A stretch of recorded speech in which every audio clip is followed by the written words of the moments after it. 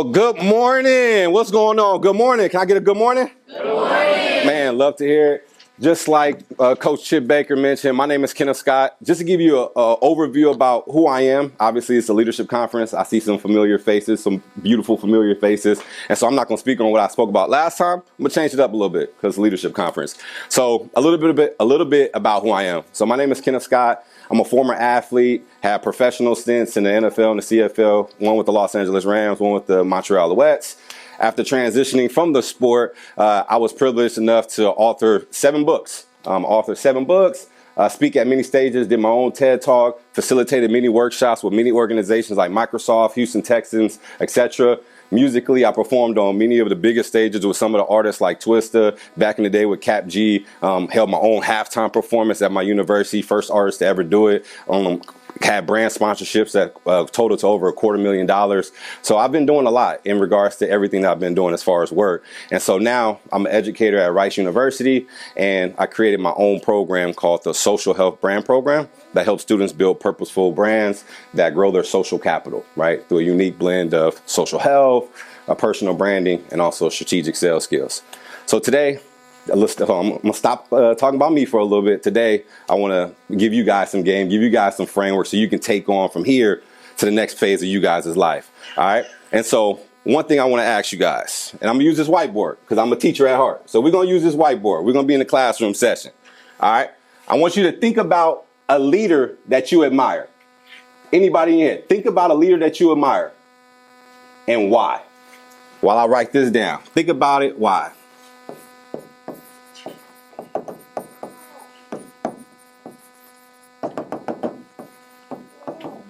Right? All right. So who's the person that you think about that's a leader in your head and why? And we're going to put it into 3 categories. Do you like them because they have an impact? Do you like them because of the perception? Do you like them because they have reach, meaning popularity, right? Is the person you admire that's a leader? Do you like them because they have impact, meaning they perform really well, they do great things? Is it the perception, their brand, their image? Or is it their reach because of their popularity? Raise your hand if you chose the person that you admire because of the impact that they do. I'm going to ask a couple of you. I'm going to get back front like that. Raise your hand if you feel impact again. Raise your hand if you say impact. My lady right there in front of the guy. Yeah, right there. Yeah, you right there. Turn around. Why did you say you chose your leader because of impact? Feel free to stand up so people can hear you. I feel like when leaders have an impact, they're more to touch your heart rather than the outer appearance. Okay, love it. Awesome. Let's get one more. I see you had your hand raised for impact. So the person I chose is an impact because they go out to do everything they can to put it down in your souls to impact your life, and they do what they can to make you better. Love it, love it. All right, let's move on to the next category, perception. Who chose perception? Raise your hand if you chose perception. Why'd you choose perception? Well, because they always find a way or have an answer to things, and it's kind of refreshing to know that they don't always have an answer for it. Love it. All right, let's get one more. Oh, I think you're the. Oh, my man back there. Go ahead. Why you say perception? Because I feel like the person that I chose, he used powerful words, and they kind of like just speak to me a little bit, and I just really just look up to him. Okay. Okay, you like his image and what he perceives to the people. Okay. All right, last one. How you carry yourself. Love it. All right, last one. Who chose reach, the popularity of the leader? Okay, cool. So there's a reason why I did this, right? There's a reason why I chose this as a question. All right, I'm just going to scroll up because I like that. So back in my day, I'm 32 now, but I was a senior at one time, and I'm talking about college, right? Senior year of college. I went to the University of Utah. I was a highly decorated athlete out of high school, number 34 ranked in the nation, right? I committed to the University of Utah my sophomore year, going into my junior year, because I wanted something different, right? Where I'm from, looked like me, they were putting someone in the car and taking them away, right? That's the environment that I came from, right? And so for me, I want to diversify my language a little bit and try to get more exposure to different elements that can grow me. All right, so I get into my senior year in college, and at the beginning of the year, they choose captains, like who's going to be able to lead this team. And so I happen to be someone that they listed as a captain of the team. They choose 2 for offense, 2 for defense. But the most beautiful thing is that in a press conference on media day, my head coach, Kyle Whittingham, who's going to be a Hall of Fame coach, he was like, Kenneth Scott is not just the leader, he's the leader of the leaders, right? And so the question I want you guys to think about is, how do you stand out in a room full of leaders when you are a leader? Because everybody in this room is a leader, but how do you stand out amongst the people that you're a leader to? And so that's what we're going to get in today. All right. So there's a framework that I call the social impact triangle. All right. I'm going to put it up here. The social impact triangle. I'm just going to draw the image because there ain't no more room. This is a shape. I'm just going to put shape right here just so y'all know it's a shape. All right. So the social impact triangle is comprised of a Venn diagram. Who know what a Venn diagram is? Make sure y'all good on the math. Y'all math? Okay, cool. All right. So a Venn diagram, we're going to use 3 circles for this one, right? And they're all overlapping. So I'm going to make it big because I know some people, I know me, I can't see from way back there. What's my man's name back there? Dylan. You able to see this circle? Yes, sir. All right, cool. So this social impact triangle is comprised of 3 circles that overlap each other. Okay? Oh, I appreciate you. All right. The first circle, the top, represents impact. The left circle represents perception, like we all mentioned, of what people view you as. The right circle represents reach. A lot of times I see leaders, right, when we're talking about who's a leader, how can we stand out from each other, a lot of times they only have an individual piece of this, right? Or they will have impact and perception, which is credibility. They'll have the credibleness. They have credibility. Credibility. Okay, make sure I'm doing my math right. So credibility. They perform well. They have the image, but they just don't have the reach. I'll give you a prime example. Linnell just talked about it. He was a good athlete. He had a good perception, came from a great family, but he didn't have the exposure enough to be able to get to his said colleges he wanted to go to, like the University of Texas that he mentioned, right? But he was credible though. So I see a lot of leaders in that piece. Then you have the person that has the perception, a good image about them. They know a lot of people, but all they have is connection, which is important. A lot of people need to know how to connect with people. However, they don't have the impact that they can deliver on the performance that they said they want to deliver on, right? But they can be empathetic, be in your shoes, but they just can't really drive that impact. They're inconsistent in ways.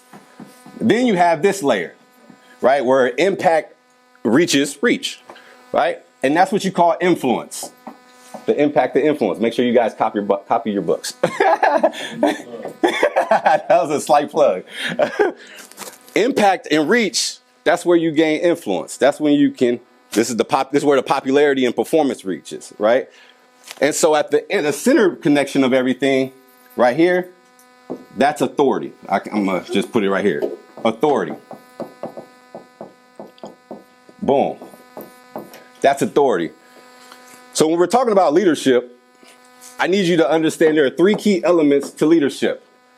And this is a framework that my stepfather, I call him Pops, because he's the one that raised me, because my father was in and out of jail, on and off of drugs, incarceration, addiction. And I was raised by my mother for most of my life. And my step-pops, when I called him, after I seen that media post, like, hey, man, Coach Witt said I'm the leader of the leaders. And he said, well, you don't sound like you believe in yourself that you're a leader. And I said, honestly, I really don't. I just do me. Like, you know what I'm saying? I just do what I got to do. He said, the reason why you're a leader is because this piece right here, your impact, your performance. He said, every day after practice, I see you running gassers every day, trying to become the best. You number 34 ranked in the nation. You proving it that you number 34 ranked in the nation. Nobody better than you. I seen the impact that you made. I seen when you started doing it, other people wanted to do it too. The perception, the image. I was a hard worker, y'all. I would be the person that's in this weight room, the only person in that weight room. because I just wanted it different. It just meant something to me. Like I told you, my mom had lupus. Chronic disease, there's no cure for it. It's an autoimmune disease, which means that your immune system that's supposed to be protecting you is not fighting against you. So it's your own body fighting against itself. And so I had to hear my mom on the other side of the wall crying every night. And I had to figure out a way. We talk about, are you interested? Are you committed? I was committed. There was nights when I used to run on the fields and my step pops was like, you done? Nah, I ain't done yet. I got work to do. So my image as a hard worker, I was going to push through adversity.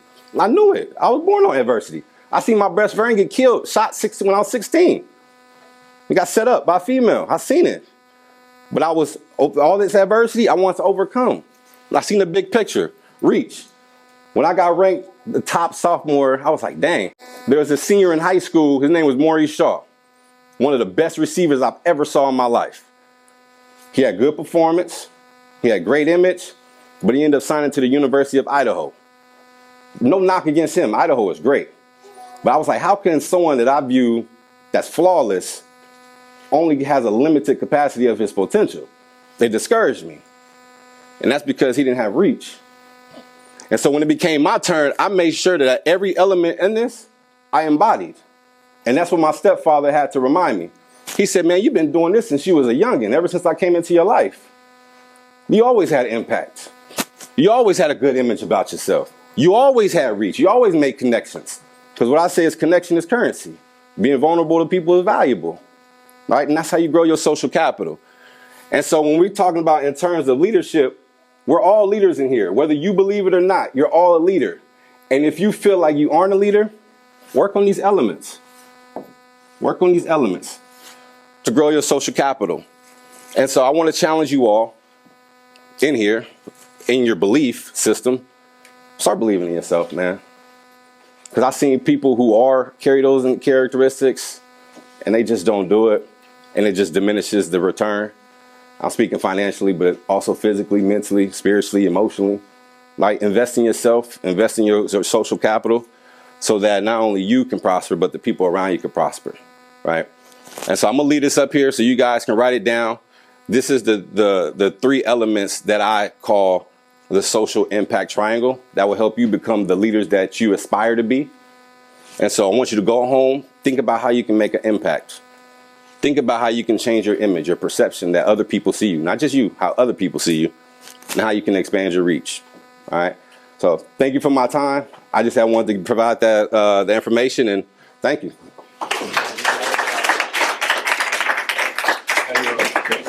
We got about 7 minutes, so if you want to do questions. Perfect. Yeah. Questions. Yeah. We got some questions. We got time to do that. For sure. I purposely left some time available because I knew people have questions like last time. So feel free to literally throw them at me. I even got my little daughter. She probably asked me a question too. This is actually the first time she's been here, even though she ain't paying attention. But feel free to ask away. What made you want to become a speaker? The life you lived when you were younger? I never wanted to be a speaker, honestly. I'll be honest with you. And still now, I don't consider myself a speaker. I consider myself more as an educator. I love teaching. I don't know what it is. Because I feel like if I'm able to teach something, then they can be able to learn it themselves to teach somebody else. Because sometimes motivational speakers, they'll come here to give you motivation. You go home, you get on the game system or get on the phone, you're going to forget everything they said. But if I teach you a framework, you're going to remember something that's going to be more factual and can compound for the rest of your life. So I view myself more as an educator rather than just a speaker. Even though I can speak, that's what I'm doing.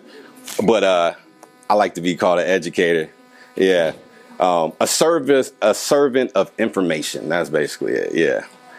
What's going on? Can you tell us more about the program? Okay, so the Social Hub Brand Program, so I partner with many organizations like right now. It's an accredited course at Rice University. Texas Southern is looking to adopt my course. And so the course is a 8-session strategy in which we go through the elements of the ideation stage of who you are, who you want to become, developing your story, and then growing all the way to like how do you strategically sell who you are, not only for yourself to get opportunities, but to surround yourself with like-minded folks, building your tribe, etc. So it's a transformational program that gives you an experience that can not only help you for right now, but for, as you transition. Because the biggest part and the hardest part for folks like y'all is the transition. I spoke about it in the last engagement with a couple of you guys. The transition is the hardest part for everybody, right? Me transitioning from sports came with its own anxiety, depression, etc. You guys transitioning from under your mom and dad's roof is going to be a whole lot weight on you because you have to learn how to pay these bills, right? So I just believe that, you know, every transition you got to be prepared prior so that when the transition does come, it'll be easy. But anybody else, man, don't be scared, man. Don't be scared. There's no bad question. Huh?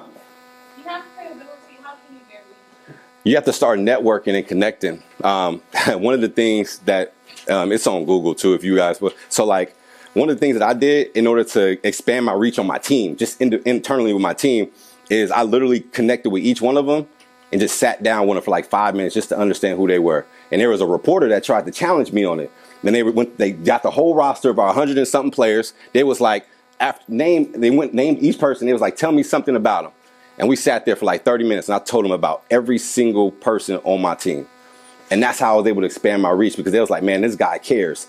And when you show people that you care, they're going to be like, man, they're going to try to look out for you. They're going to send you referrals. They're going to do everything. So as far as expanding reach, what I do is I try to impact my circle or whatever. And that circle is going to, like, it's like a ripple effect. They're going to tell somebody else that they're going to tell somebody else. It's just the power of connection, right? So as soon as you step in somebody's shoes, show that you care, be empathetic, reach out to someone. It's just fostering relationships. That's really what I do, is make sure my relationship capital is good. Yeah. What was your key in self-confidence? Huh? Say it again. What was your key in self-confidence? My key in self-confidence is just understanding your why. For me, like I mentioned, when I was younger, man, hearing my mom cry on the other side of the wall, that just did something to me. And knowing you couldn't do nothing about it, like that's just, like, even now, like my mom passed away in 2016, but still, I don't know what it is. It just drives me. Because just to give you a story, like that's my youngest daughter. My oldest daughter is 7 years old. And I remember I was authoring my first book. And my first book is a memoir about my mother, about her life journey through being a mom, lupus, and the kidney transplant. And as I got my author's copy in my hand, my oldest daughter, Brooklyn, she comes running in and sits on my lap. And as she's sitting on my lap, she looks down and I pointed to her the book, like, hey, look, I got the book. It's my mama. And she looked down and she looked at me and was like, who's that? Because she never met my mom, right? And so for me, I was like, dang. For me, it was like, man, how can I live a life to where, like, generationally, like, my daughters would know who came before them that paved the way, right? And so, like, every day, like now, even though my mom passed, my why is still there as far as, like, making sure generationally, now we're good, right? And so, like, my daughters and stuff like that, I'm making sure they know their lineage, their core values. Like, for me, my core values is purpose, passion, people, and perseverance, right? That's just what I'm all about. And so, the confidence thing comes from just knowing within your why, because there's going to be adversities. One thing I say is pressure is no match for purpose, right? And one thing I say is pressure is no match for purpose, right? We all go through the pressures financially, physically, mentally, emotionally, environmentally, right? But don't allow that pressure to overmatch your purpose and what you intend to do in life, right? And so for me, that's why my why is so important. Like having these daughters, right?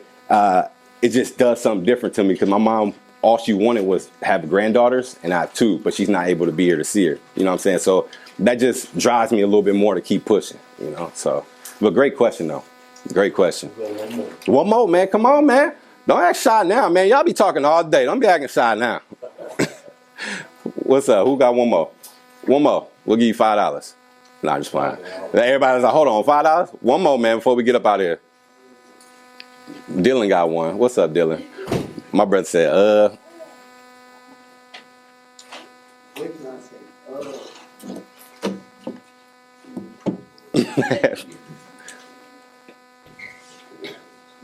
So all that, like your whole thing about it, like, how'd you come up with that?